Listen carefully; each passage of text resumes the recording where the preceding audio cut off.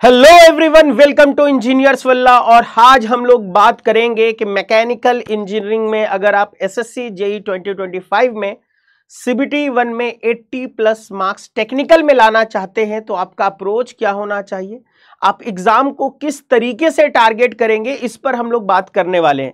क्योंकि देखिए, जब तक आप सीबीटी 1 क्वालिफाई नहीं करेंगे आप सीबीटी 2 में नहीं जा सकते हैं।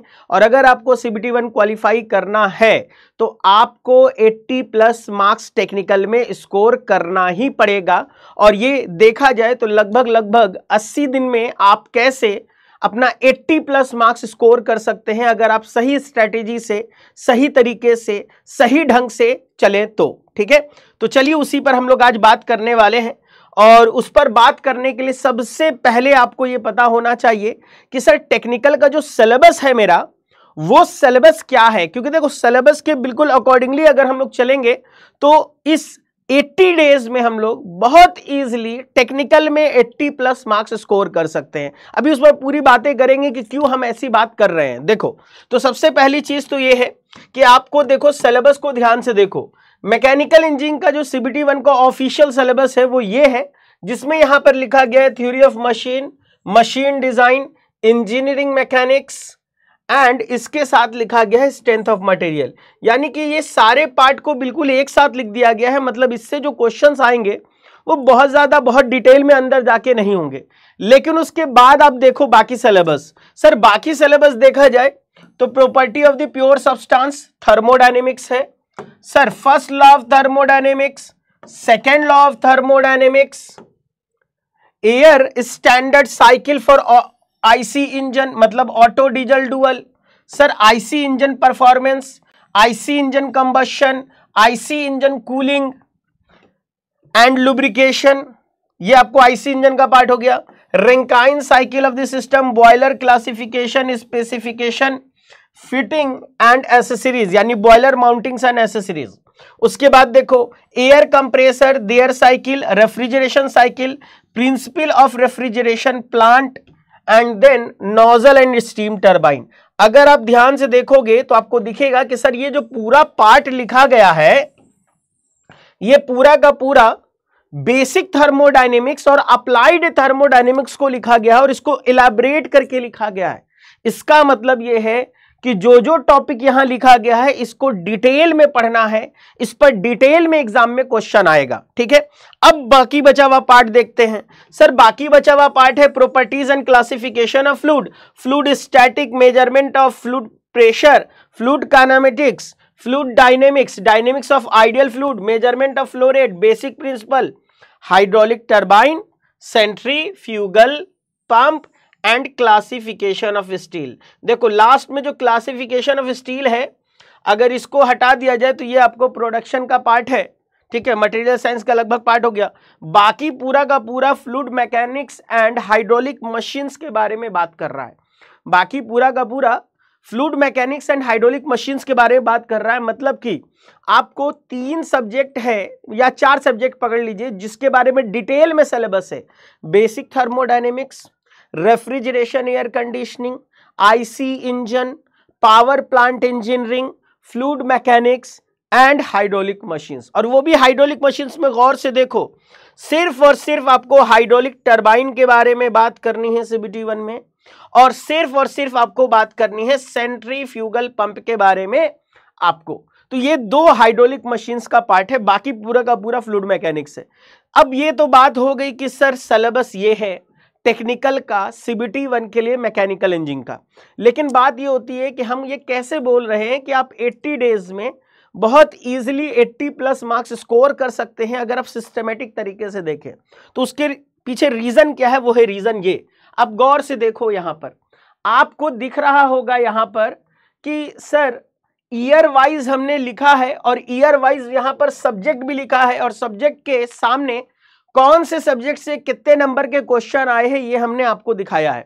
अब आप गौर से देखो, सर 2020 में 2020 में अगर देखा जाए, ठीक है, 2020 का मॉर्निंग शिफ्ट, 2020 का इवनिंग शिफ्ट, 2020 का इवनिंग शिफ्ट, 2021 का मॉर्निंग शिफ्ट, 2021 का इवनिंग शिफ्ट, 2022 का इवनिंग शिफ्ट, 2022 का इवनिंग शिफ्ट, 2023 का इवनिंग शिफ्ट, 2023 का इवनिंग, 2024 का इवनिंग, 2024 का इवनिंग। ये आपको ईयर वाइज मैंने बाइफरकेट किया है। और इस पूरे को अगर आप ध्यान से देखो तो आप क्या करो, इतने पोर्शन को अब गौर से देखना, ठीक है। आपको ये जो पोर्शन है, इस पोर्शन पर आपको पूरा फोकस करना है, ठीक है। क्योंकि आप अगर देखोगे ध्यान से तो आपको दिखेगा कि सर इंजीनियरिंग मैकेनिक्स का अगर पेपर देखा जाए तो पिछले सालों में अगर ऑन एन एवरेज निकाला जाए इनका, तो यहां से सर एवरेज मार्क्स कितना है इसका, यहां से अगर देखा जाए तो सर इसका एवरेज मार्क्स कितना है, सर एवरेज मार्क्स पकड़ लो 3 to 4 मार्क्स, ठीक है। इससे ज्यादा नहीं आता इंजीनियरिंग मैकेनिक्स, ठीक है। स्ट्रेंथ ऑफ मटेरियल में भी एवरेज पकड़ लोगे तो 3-4 नंबर का है आपको। थ्योरी ऑफ मशीन में भी एवरेज अगर देख लो तो 5 मार्क्स के लगभग का है। लेकिन गौर से देखो सर, अगर फ्लूइड को देखें हम लोग, ये देखो फ्लूइड का नंबर, फ्लूइड मैकेनिक्स से एसएससी जेई सीबीटी 1 में पिछले 2020 से देखो जितनी भी शिफ्ट हुए हैं, हर शिफ्ट में देखो सर यहां पर 24 मार्क्स आया, सर यहां पर 25 मार्क्स आया, 23 मार्क्स, यहां 28 मार्क्स, यहां 25 मार्क्स, यहां 25 मार्क्स, यहां 24, यहां 13 था लेकिन हाइड्रोलिक मशीन ज्यादा आ गया, यहां 22, यहां 18, यहां 19। सर ऑन एवरेज अगर हम लोग देखें तो सर एफएम में लगभग 25 मार्क्स का ऑन एन एवरेज सवाल पूछा जा रहा है, ठीक है। इसके बाद बच गया कौन, hydraulic machines. Sir 10 number, 4 number, 12 number, 7, कहने का मतलब यह है, और पिछले 3 सालों में देखोगे तो 10 नंबर, 11 नंबर, कहने का मतलब यह है हाइड्रोलिक मशीन्स से भी आप कह सकते हो कि सर 8 to 10 मार्क्स का पेपर आएगा, ठीक है। तो लगभग आप कह सकते हो कि सर 30 से 35 मार्क्स तो यही 2 सब्जेक्ट आपको दिला देगा, फ्लूइड मैकेनिक्स और हाइड्रोलिक मशीन्स। अब आया बात कौन, BTD, sir basic thermodynamics. Basic thermodynamics में ऑन एन एवरेज हर साल का देखो, हर साल का ऑन एन एवरेज देखते हैं तो सर एटलीस्ट कम से कम 10 to 12 मार्क्स सर यहां से बन रहा है, 10 to 12 मार्क्स यहां से हर साल बन रहा है।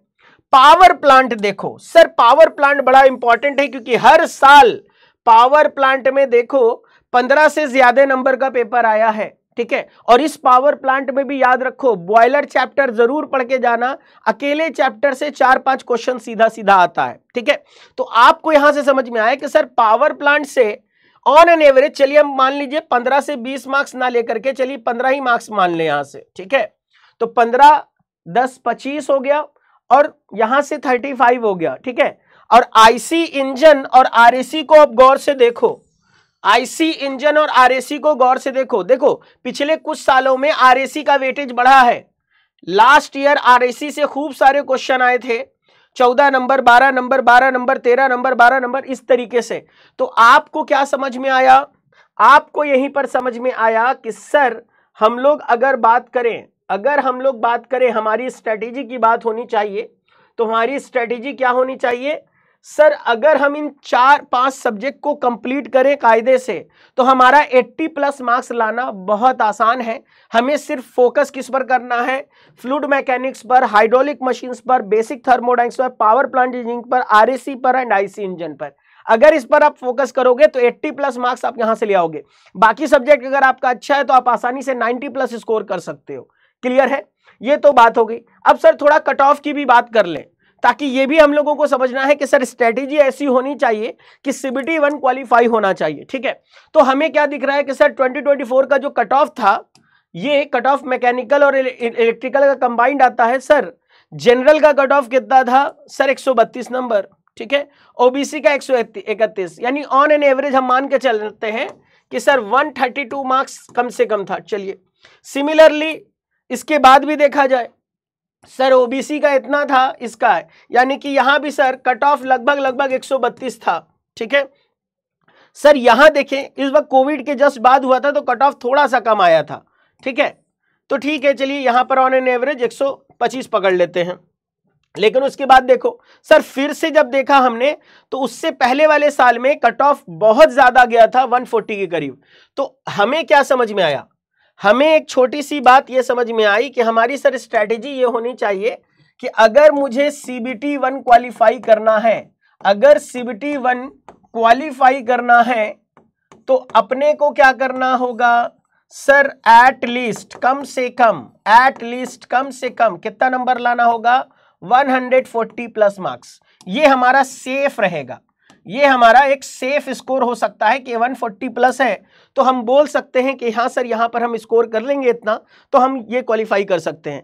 अब इसमें देखिए हमें ये भी पता है कि सर CBT 1 में टेक्निकल में अभी हम लोगों को क्या समझ में आया सर, टेक्निकल में हमें मान लीजिए कि 85 मार्क्स स्कोर लाना है तो 85 लाने के लिए क्या करना होगा सर, FM को पढ़ना है, HM को करना है, पावर प्लांट इंजीनियरिंग को करना है, बेसिक थर्मोडायनेमिक्स को करना है, RAC को करना है एंड IC इंजन को करना है। इन सब्जेक्ट को डिटेल में करना है और उन टॉपिक्स को करना है जो कि आपके सिलेबस में लिखा गया है। यहां से सर 85 आ गया, ठीक है। टेक्निकल से नॉन टेक में हम लोगों को 2 पोर्शन होगा सर, एक होगा आपको क्या, एक होगा आपका रीजनिंग और एक होगा आपको GS वाला पोर्शन, GK GS वाला पोर्शन। सर रीजनिंग में हम लोग आराम से 45 या चलो ऐसे कर लेते हैं 40 to 45 तक स्कोर करेंगे, ठीक है।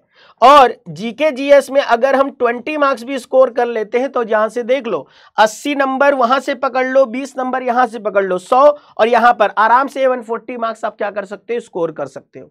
तो इसलिए बोला जा रहा है कि टेक्निकल में अगर आप स्कोर सही से करोगे तो आसानी से आप क्या कर लोगे, CBT 1 क्वालिफाई कर लोगे। और अगर आपको 80 प्लस मार्क्स लाना है टेक्निकल में तो याद रखो आपको सबसे पहले फ्लूइड मैकेनिक्स करना है, 25 नंबर कम से कम आता है, ठीक है। उसके बाद हाइड्रोलिक मशीन में बस 2 टॉपिक लिखा गया, वही डिटेल में पढ़ो, उसको जितना डिटेल में पढ़ सकते हो वो पढ़ो, लेकिन उन 2 टॉपिक्स को पढ़ो। उसके बाद आप BTD करो, क्योंकि बेसिक के बाद ही आपको अप्लाइड में चीजें समझ में आती हैं। तो BTD करो, बेसिक थर्मोडायनेमिक्स, देन उसके बाद पावर प्लांट करो, क्योंकि पावर प्लांट में 15 नंबर के लगभग क्वेश्चन आ जाते हैं, ठीक है। उसके बाद अब IC इंजन RAC करो। तो अगर आप देखते हो तो ये आपको 6 सब्जेक्ट अगर आप कर लेते हो कायदे से तो टेक्निकल में आप बहुत अच्छा स्कोर कर सकते हो। और आई होप कि आप लोगों को ये बात समझ में आ गई होगी कि टेक्निकल में अगर हमें 80 प्लस नंबर स्कोर करना है तो हमें इन 6 सब्जेक्ट पर पूरा कमांड करना पड़ेगा। तो सबसे पहले सब्जेक्ट पढ़ो, सब्जेक्ट पढ़ने के बाद उसके जितने भी PYQs हैं उनको 2 बार कम से कम लगाओ बिना देखे। पहली बार में जो छूट गया दोबारा में उसको अच्छे से करना है, जो छूट गया वो बन जाना चाहिए, ठीक है। वो करने के बाद लगातार आप टेस्ट दो, रिवीजन करो, आप आसानी से टेक्निकल में 80 प्लस मार्क्स स्कोर कर सकते हो। आई होप कि आप लोगों को ये काफी इंफॉर्मेटिव लगा होगा। तो चलिए इसी के साथ इस सेशन को फिनिश करते हैं, मिलते हैं फिर कभी, तब तक के लिए goodbye, take care and best of luck.